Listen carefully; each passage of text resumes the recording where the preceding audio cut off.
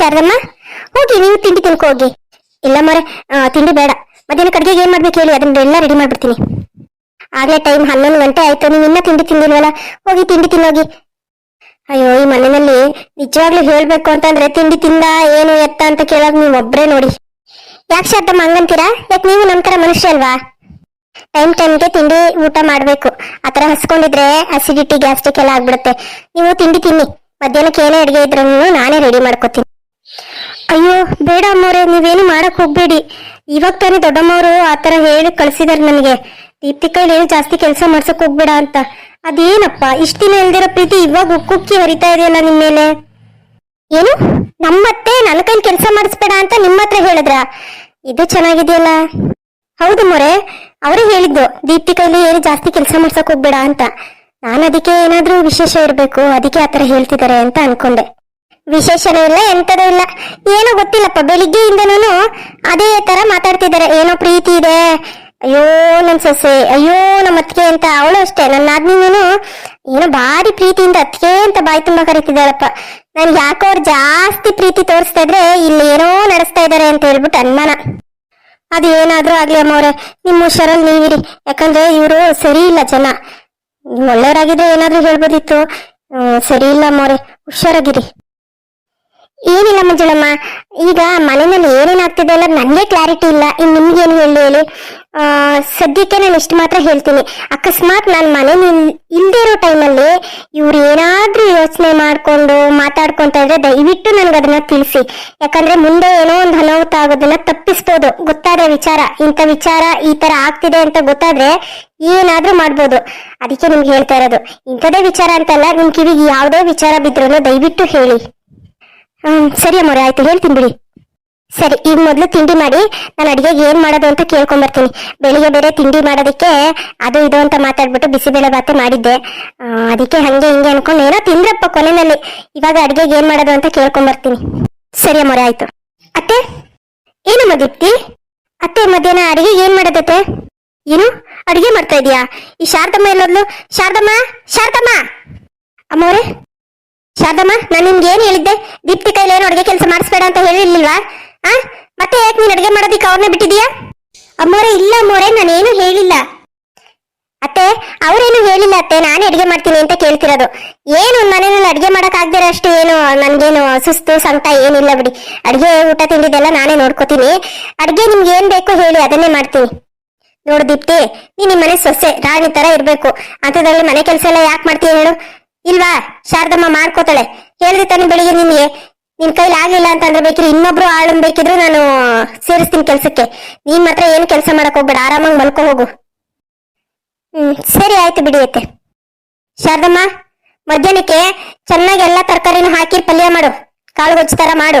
ಆಮೇಲೆ ಬೇಳೆ ಸಾಂಬಾರು, ಅನ್ನ, ಮುದ್ದೆ, ಜೊತೆಗೆ ಬಿಸಿ ಬಿಸಿ ಹಿಟ್ಟು. ಇಷ್ಟು ಮಾಡು.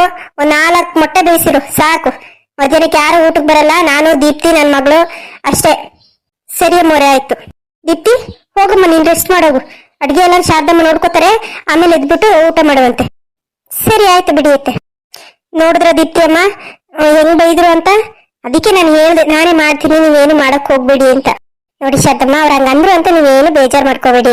ಅವ್ರು ಹೇಳಿದ್ರು ಅಂತಾನು ನಾನು ಏನ್ ಸುಮ್ಮನೆ ಕುತ್ಕೊಳ್ಳಲ್ಲ. ನನಗೆ ಕುತ್ಕೊಂಡು ತಿನ್ನೋದಕ್ಕೂ ಮನ್ಸು ಬರಲ್ಲ. ನಾನು ಏನಾದ್ರೂ ಸಣ್ಣ ಪುಟ್ಟ ಹೆಲ್ಪ್ ಮಾಡ್ಕೊಡ್ತೀನಿ, ನೀವು ಆರಾಮಾಗಿರಿ. ಸರಿ ಅಮ್ಮ, ಆಯ್ತು.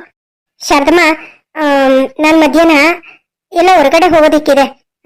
ನಾನು ಹೋಗ್ಬಿಟ್ಟು ಬರ್ತೀನಿ. ಅಲ್ಲಿವರೆಗೂ ಸ್ವಲ್ಪ ಮನೆ ಕಡೆ ಸ್ವಲ್ಪ ಗಮನ ಇಟ್ಕೊಂಡಿರಿ. ಸರಿ ಅಮ್ಮ, ಆಯ್ತು. ಶಾರದಮ್ಮ, ನಾನು ನಿಮ್ನೇನೋ ಒಂದು ಕೇಳ್ತೀನಿ, ಮಾಡ್ಕೊಡ್ತೀರಾ? ಅಯ್ಯೋ, ಏನ್ ಬೇಕಮ್ಮವ್ರೆ? ನಿಮ್ ಕೈಯಾರೆ ಫಿಲ್ಟರ್ ಕಾಫಿ ಮಾಡ್ಕೊಡ್ತೀರಾ? ನಿಮ್ ಕೈಯಾರೆ ಕಾಫಿ ಕುಡಿದ್ರೆ ತುಂಬಾ ಟೇಸ್ಟಿ ಆಗಿರುತ್ತೆ. ಅಷ್ಟೇನಾ? ಸರಿ ಅಮ್ಮವ್ರೆ, ಮಾಡ್ಕೊ ಬರ್ತೀನಿ. ಸರಿ, ನನ್ನ ಮೇಲ್ ಬಾಲ್ಕನಿನಲ್ಲಿ ಇರ್ತೀನಿ, ನೀವು ಅಲ್ಲಿಗೆ ತಂದ್ಕೊಡಿ. ಸರಿ ಅಮ್ಮ, ಆಯ್ತು. ಯಾಕೋ ಗೀತನ್ ಜೊತೆ ಮಾತಾಡ್ಬೇಕು ಅಂತ ತುಂಬಾ ಅನಿಸ್ತಾ ಇದೆಯಲ್ಲ, ಒಂದು ಕಾಲ್ ಮಾಡೇ ಬಿಡ್ತೀನಿ.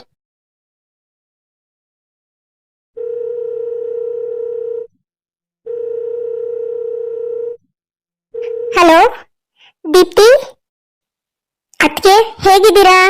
ನಾನ್ ಚೆನ್ನಾಗಿದ್ದೀನಿ ದೀಪ್ತಿ. ಎಲ್ಲಮ್ಮ ಫೋನೇ ಮಾಡ್ಲಿಲ್ಲ ನೀನು ಹೋದ್ಮೇಲೆ?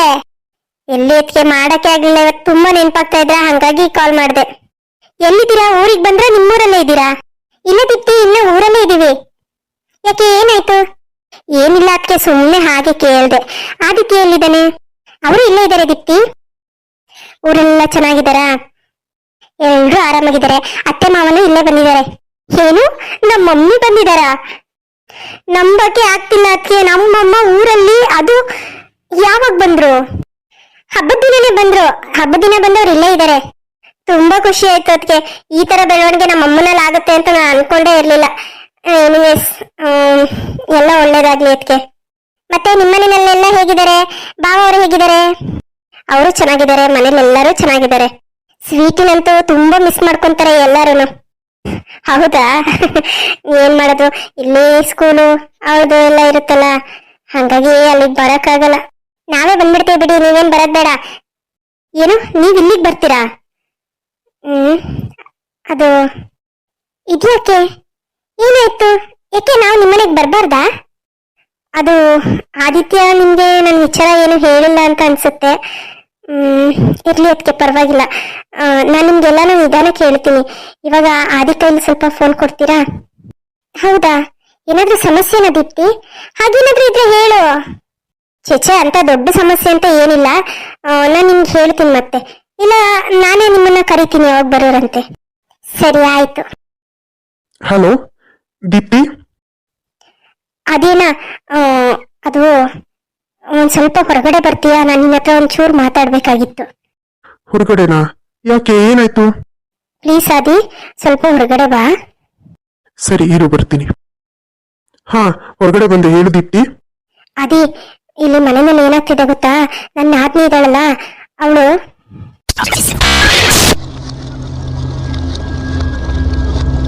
ಇಷ್ಟ ಆಗಿದೆ ಕಣೋ. ಈಗ ಅವಳನ್ನ ಫಾಲೋ ಮಾಡ್ಕೊಂಡು ಹೋದ್ರೆ ಅದು ತಪ್ಪಾಗುತ್ತಾ? ನಾನು ಅವಳ ಜೊತೆ ಹೋಗ್ಲಾ ಬೇಡವಾ ಅಂತ ಗೊತ್ತಾಗ್ತಾ ಇಲ್ಲ. ಈಗ ನಾನು ಡೈರೆಕ್ಟ್ ಆಗಿ ಕೇಳೋಣ ಅಂತ ಅನ್ಕೊಂಡೆ. ಕೇಳಿದ್ರೆ ಏನಾಗುತ್ತೆ, ಸುಮ್ಮನೆ ಮನೆಯಲ್ಲಿ ಜಗಳ ಆಗುತ್ತೆ. ಅವ್ರು ಯಾರು ನನ್ನ ಮಾತಿಗೆ ಬೆಲೆ ಕೊಡಲ್ಲ. ಹಾಗಾಗಿ ಏನಾದ್ರೂ ಮಾಡ್ಬೇಕು ಅಂತ ಹೇಳ್ಬಿಟ್ಟು ಈ ನಿರ್ಧಾರ ತಗೊಂಡಿದ್ದೀನಿ. ಇದು ಸರಿನಾ ತಪ್ಪ ನನಗೆ ಗೊತ್ತಾಗ್ತಾ ಇಲ್ಲ ಕಣೋ. ನೋಡು ದೀಪ್ತಿ, ಇವಾಗ ನಿನ್ ಮನೆಯಲ್ಲಿ ಅವ್ರು ಇದ್ದಾರೆ ಅಂತ ಅಂದ್ರೆ ಅದು ನಿಮ್ ಮನೆಗೆ ಸಂಬಂಧಪಟ್ಟಿದೆ. ಅವರು ಮದ್ವೆ ಹೊರಗಡೆ ಕೊಟ್ಟಿರ್ಬೋದು, ಆದ್ರೆ ಈಗ ಪ್ರೆಸೆಂಟ್ ಇರೋದು ನಿಮ್ಮ ಮನೆಯಲ್ಲಿ. ಈಗ ಅವ್ರಿಗೆ ಏನೇ ಹೆಚ್ಚು ಕಮ್ಮಿ ಆದ್ರೂ ಅಥವಾ ಏನಾದ್ರೂ ತೊಂದರೆ ಆದ್ರೂ ಅದು ನಿಮ್ ತಲೆ ಮೇಲೆ ಬರುತ್ತೆ. ಅದಕ್ಕೆ ನಾನು ಹೇಳೋದು, ಅವ್ಳು ಏನ್ ಮಾಡ್ತಿದ್ದಾಳೆ, ಯಾರು ಮೀಟ್ ಮಾಡ್ತಿದ್ದಾಳೆ, ಯಾರು ಏನು ಎತ್ತ ಅಂತ ತಿಳ್ಕೊಂಡು ನಿನ್ ಮೊಬೈಲ್ ನಲ್ಲಿ ರೆಕಾರ್ಡ್ ಮಾಡ್ಕೊ. ಅಂದ್ರೆ ಫೋಟೋನೋ ವಿಡಿಯೋನೋ ಏನಾದ್ರೂ ಮಾಡ್ಕೊಂಡು ಆಮೇಲೆ ಅವರ ಗಂಡನ ಮನೆಗೆ ಹೋಗ್ಬೇಕು ಅಂತ ನಿರ್ಧಾರ ತಗೊಂಡಿದ್ಯಲ್ಲ, ಅದು ತುಂಬಾ ಒಳ್ಳೆ ನಿರ್ಧಾರ. ನಿಮ್ಮ ಯಜಮಾನ್ರು ಕರ್ಕೊಂಡು ಹೋಗಿ ಏನ್ ಸಮಸ್ಯೆ ಆಗಿದೆ, ಅವಳು ಯಾಕೆ ಇಲ್ಲಿಗೆ ಬಂದಿದ್ದಾಳೆ ಏನು ಅಂತ ವಿಚಾರಿಸು. ಅವಳು ಯಾರಿಗೋ ಮೀಟ್ ಮಾಡ್ತಿದ್ದಾಳೆ, ಯಾರ ಜೊತೆನೋ ಇದ್ದಾಳೆ ಅನ್ನೋಂಥ ವಿಚಾರನ ಯಾವುದೇ ಕಾರಣಕ್ಕೂ ಭಾವಂಗೆ ಹೇಳಕ್ ಹೋಗ್ಬೇಡ ಈಗ್ಲೇನೆ. ಈಗ ಹೇಳಿದ್ರೆ ಸುಮ್ನೆ ಮನೆಯಲ್ಲಿ ಗಲಾಟೆಗಳಾಗುತ್ತೆ. ಸುಮ್ನೆ ಉಪಾಯವಾಗಿ ಅವಳನ್ನ ಅವಳ ಗಂಡನ ಮನೆಗೆ ಕಳ್ಸೋದನ್ನ ನೋಡು, ಆಯ್ತಾ? ನೀನ್ ಬುದ್ಧಿ ಹೇಳಿದ್ರೆ ಅವಳಂತೂ ಬುದ್ಧಿ ಕಲಿಯಲ್ಲ ಬಿಡು, ನನಗ್ ಗೊತ್ತು. ಅದಕ್ಕೆ ಹೇಳ್ತಾ ಇದೀನಿ, ಉಪಾಯವಾಗಿ ನೀನು ಅವಳ ಗಂಡನ ಮನೆಗೆ ಕಳ್ಸಿ ಆಮೇಲೆ ಇರೋ ವಿಚಾರನ ಈ ತರ ಆಗಿತ್ತು ಅಂತ ಬೇಕಿದ್ರೆ ಹೇಳ್ಬೇಕು ಅನ್ಸದೆ ಭಾವಂಗ್ ಹೇಳು.